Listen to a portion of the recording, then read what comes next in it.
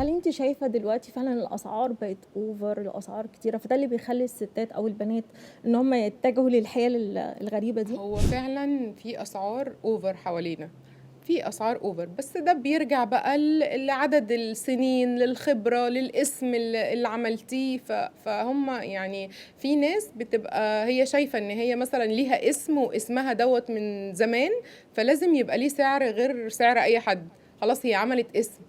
وبقى لها مثلًا 15 سَنة شغّالة، 10 سنين، هو فطبعًا بقى عدد السنين هو ده اللي بيخلّيكِ إن أنتِ تبقي أكتر احترافية، والّا ده بيبقى sense أنتِ كل واحدة بيبقى عندها ذوق عالي أو إحساس عالي مش شرط هو السنين؟ هو طبعًا عدد السنين ده بيدّيكِ خبرة مش بالتعليم والكورسات والحاجات، آه. بيدّيكِ خبرة بقى بالممارسة فعليًا على الوشوش، إمم. يعني عدد السنين ده أنتِ بتقابلي كل المشاكل وكل البشرات وكل الحاجات، في مرّة مثلًا أول مرّة مش بتعرفي تتعاملي أوي أو بتتفاجئي بالنتيجة، تاني مرّة بتاخدي حذرِك شوية، إمم. بيبقى الموضوع يعني أحسن شوية.